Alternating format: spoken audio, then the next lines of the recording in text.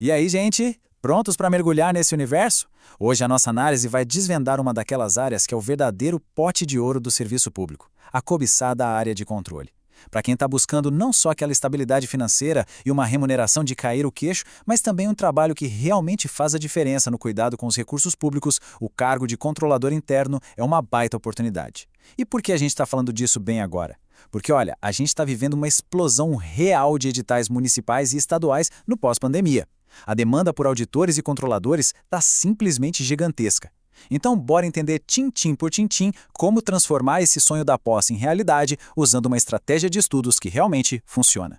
O nosso roteiro de hoje está super direto ao ponto. Vamos passar pelo papel do controlador interno, dar uma olhada nas oportunidades e remunerações, conferir os requisitos para a posse, descobrir o que e como estudar, encarar de frente a prova discursiva e, no fim, ver como você pode acelerar a sua aprovação. Vamos nessa? Ponto número 1. Afinal, qual é o papel do controlador interno? Antes de mais nada, a gente precisa tirar uma dúvida clássica da frente. Todo mundo que estuda para essa área tem que ter isso na ponta da língua, a diferença entre controle interno e controle externo. É bem lógico, tá? O controle externo é a galera que fiscaliza o órgão lá de fora, como os tribunais de contas, o famoso TCU ou os TCS. Já o controle interno, como o nome diz, age de dentro. É a fiscalização que acontece dentro do próprio órgão para garantir que tudo corra perfeitamente antes mesmo de qualquer auditoria externa bater na porta. O exemplo máximo que a gente tem no governo federal é a CGU, a Controladoria Geral da União. Só com essas auditorias preventivas, eles economizam bilhões para os cofres públicos todo ano.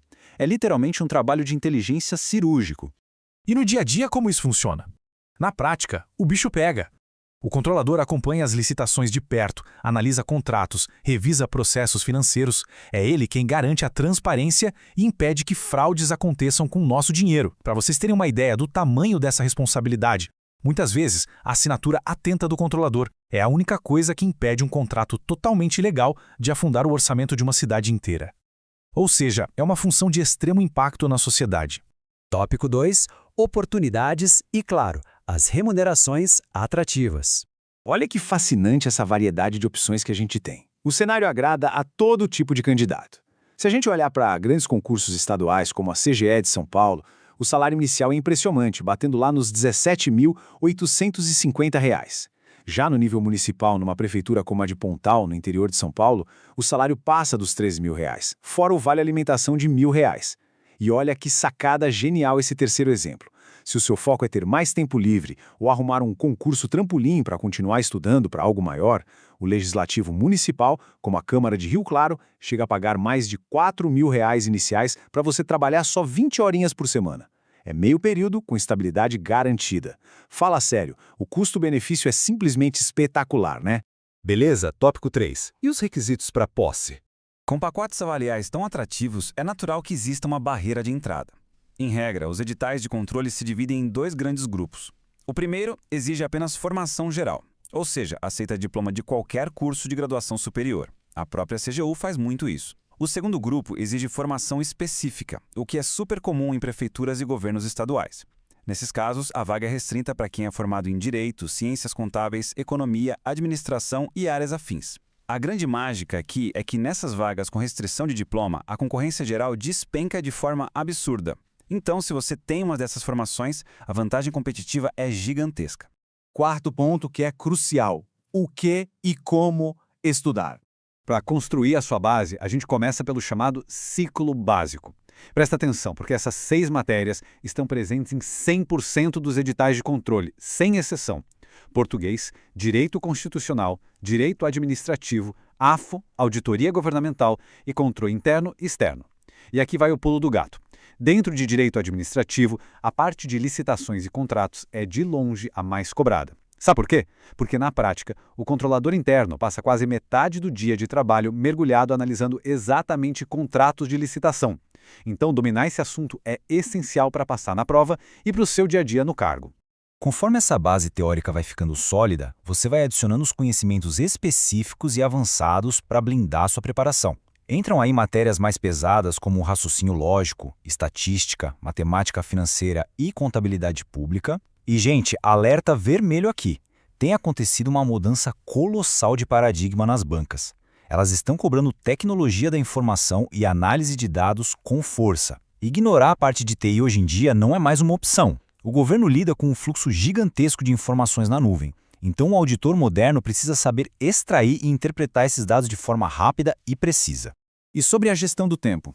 Sabe aquela ideia de começar o projeto estudando 12 horas por dia de forma exaustiva? Esquece, isso só gera esgotamento e vontade de desistir. A palavra-chave aqui é constância. É infinitamente mais inteligente iniciar com uma meta realista de cerca de 18 horas por semana. Fazendo as contas, isso dá em média 2 horas e meia de estudo focado por dia, contando os finais de semana.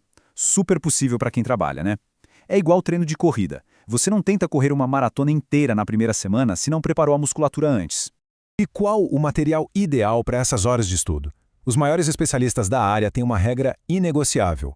A base tem que ser o estudo por material escrito, os famosos PDFs. É a leitura ativa que vai construir sua velocidade de raciocínio, fixação e, principalmente, te dar aquele vocabulário formal que a área exige. Vamos falar a verdade. Assistir videoaula jogado no sofá como se fosse série da Netflix é uma armadilha passiva e muito perigosa. Então o esquema é leitura de PDFs e muita resolução de questões.